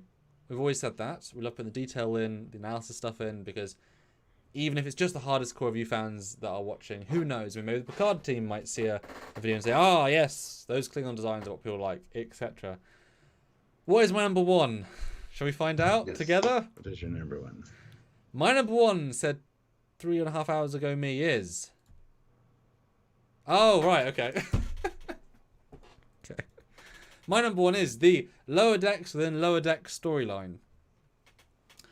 Because this is a mic drop moment. Having an episode which is 3 different Lower Decks, 5 if you go technically. And as I said to you and some other people this week, the most creative idea in 20 years for Star Trek. That's a real high bar. And to have an episode so filled with good stuff, so each of the, I mean, I guess it really is only 2 of them, but to have the Klingon and the Vulcan both feel so fleshed out for probably amounts to 6 minutes of screen time each, right? That is exceptional writing. And that we actively as a fan base want to see them both return, there's both the Klingon characters, fantastic. The reaction to the first watching it, I had Dad come over and he watched the scene, and when the Klingon ship warped in, I stayed to hear that reaction. He was like, no. That's brilliant. Like, it creates a reaction, and you can never recapture that in a second watch. Very visceral. Like, no, they're not. It was a genius story. I know it's my man's favourite episode of maybe all of it, but at least season 2. Just the idea, the execution, success. Absolutely the best thing of the season was this. And therefore, the A story of this entire episode. So, in essence, the A story of episode 9. And it's also building a future for storytelling, because you got the Klingon captain now, who was a lower decker, and you've got Tiana. We thought Kirk raised rank quickly. Funny, you'd have to stab his captain, but this guy got captain quick. Yeah. Or you got T'Lyn as well, who's going to be joining Starfleet, and we assume maybe show up on the Cerritos. I think there's something smart they can do with that, but we'll see. Yeah, exactly. But you're just setting up future story potentials based on a very cool premise. It's a fantastic idea. Like, nowhere to go up, but from here, you know what I mean? And these guys you'll probably see again multiple times. I can see the Klingon captain becoming a thing, so. Yeah. Well, no, especially as, we now know the Klingons are behind. And I actually really like the Pakled threat is a one Klingon guy. Yeah. And in fact, my man did an interview, and he did say, no, there is no baddie than a baddie. It's just some Klingon. That's it. Like, that's it. It was controlled by a parasite from Conspiracy. Conspiracy aliens are back. And he was a changeling the whole time. The minion are back. Like, wow, Mike, really? Yeah, he was a changeling. That really makes the story. But no, I mean, it was just phenomenal Star Trek. And obviously we finally got the gimmick of, what's it like to be at warp for 8 hours? Oh God, what do we do? We're bored. Which I've been, harping on for years at this point, as you know. So yeah, just the best thing was Lower Decks within Lower Decks. Yeah. Lower Deckception. Team Anuk says, I think the Klingon captain will be demoted and end up on the Cerritos 2, maybe. That'd be awesome. That'd be awesome for him to join the crew. Another Klingon in Starfleet. Yeah. I don't think it's going to happen. That's such a leap. Especially, I think he would also hate being on a Starfleet ship. He's clearly very classically Klingon, and it's not honourable to be on a Starfleet ship, so that would be a hell of a punishment. Yeah. I mean, hey, give him a D7. I mean, wouldn't that be great? The next time we see him, he's on like a Katinga, and it's like, damn! No, a Negvar. Well, hey! But, no, yeah, it's a Negvar, and you start with him, and he's on the bridge, and then the captain says, get out of my way, Jempek. Get back to being the janitor. Okay. So he did get a promotion. Just to the cleaning staff on a Negvar. That'd be funny. There you go. Or he's night shift captain on a Negvar. Which means he's like 9th in command. That'd be funny. I'd like that. So there you go, guys. And we another $21. Not far. We already reached the like goals. It's up to you guys. Yes, last super chat slot. Matt has it right now. So if you want to swipe in with the last super chat, let us know your number one. Yes. Sorry, didn't mean to cut you off. No, it's fine. But yeah, there you go. Any surprise on my list, Stuart? Any Actually, no, not really. I'm surprised that some of my honorable mentions were on your list, and like we were thinking along the same lines a lot. So, but no matches, no matchups. Yeah, the closest was the Boimler scene with the speech. It was your number 7, number 6. Well, no, mine was the Boimler character growth was mine. Yes, was like 7. But I mean, the same one. picture still when we were actually getting our own screenshots. Like, yes. No, and actually quite different lists. I mean, obviously it shows what we prioritize, but also we both took different approaches to everything we looked at, which I appreciate. And I definitely think you know, I was wondering if you were going to go for just the Spock statues being the best thing, but I'm glad you generalized a lot of those into like concepts, so more to talk about for sure. So yeah, no, really, really strong list. A lot of you know, obviously a lot of things that stood out. I mean, we obviously did these things together, so if we had to do a list of what we thought the other person would say, we could probably guess almost all the same. Just, you know, probably the wrong order. That'd be interesting to do sometime. Yeah, like I wouldn't have guessed he'd be your top 1, but I'm not sure what I honestly I think I would have guessed if I had to guess. I would probably have had the TMP references would have been your number 1 just because of love factor. But that's just well, there's something in your heart that says that, but it's not necessarily logical. Just yeah. No one mentioned Red Alarm. I said all Pakled things. I did say all Pakled. I was like my 3rd. So just saying. SVS Guru 2000 throws in another 25 euros to get us to that goal that we wanted. So thank you so much. That is amazing. Boom. Mic drop. Wow. What I want to see in season 3 is Boimler in a temporary command position. Ooh, yeah, absolutely. That's good, actually. Yeah, having been in bridge command, be forced to do it because he was on a ship and everybody got like killed and he has to take over. Or even just do the disaster scene where the entire crew is like on the rest of the ship and he's left in the bridge. He has to because we saw Boimler effect. He can keep track of everything. So imagine if he's like having to run every single position on the bridge at one point. Like he literally has to keep the ship running. I could buy it. It'd be daft, but I could buy it. Brilliant. Yeah. He would do that. He's got the skills to do that, or the attention to detail anyway. And you know, he is an ensign bridge officer, you know. Yeah. And yeah. Good lad. Good lad. Definitely building. And hey, season 3, they've written it. They're making it. Hurry up. But don't rush it. That's my request for them and the team. I know it's a hard thing to say, but hard thing to balance, but hey. I don't think they'll rush it. I think they'll be fun. No, I know. Yeah. 156 likes. That's awesome. That is. SVS Guru 2000 has the last super chat slot with a killer like crater in the ground from that Canon shot of a super chat. So thank you so much. Absolutely. But yeah, I mean, tune in tomorrow. Tomorrow in the afternoon, we're going to be doing a Trekyards, doing a retrospective of season 2 of Lower Decks. So kind of going through our scores and just kind of reminiscing about the episodes and, you know, our thoughts on them now. So it should be fun. And you guys get to dictate how much we drink and what we do. And well, not necessarily. Well, you can dictate what we say essentially by doing a super chat. You can have us say anything you want if we have to read every super chat, right? Dems are the rules. If you can join and have some shots and say whatever you want us to say, we are your puppets. We are your Key-shawns. Which I guess the puppets will have to come back out because that's what was in episode 3. I should be able to maybe do that. I don't know. We'll see. Kentucky Fried Cat will be back. Oh, good God, yeah. It just happens, really Stuart. Awesome. Yes, it is. So yeah, good. So it'll be pretty early for the normal live comparison, guys, and it won't be as long as our drunk lives because we have a set goal, and it isn't like TNG Retrospective where it's like 26. It's only 10. You know, it'll probably only take 2, maybe 3 hours. I missed not a band account. A super chat again. $2. What the hell?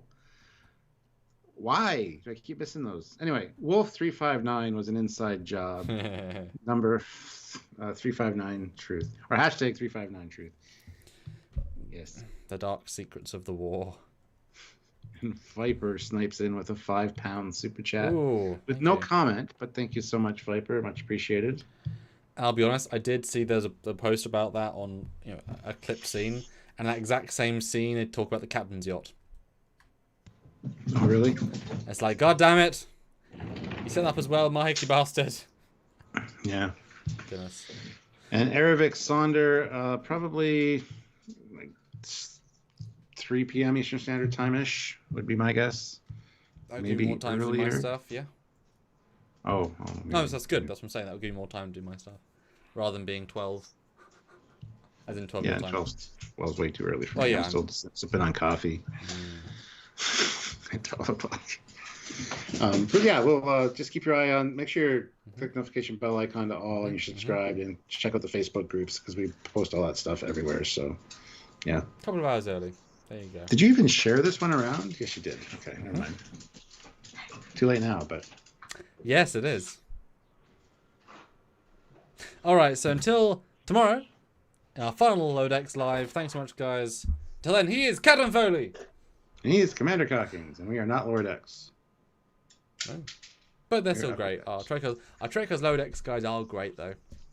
Yes, they are.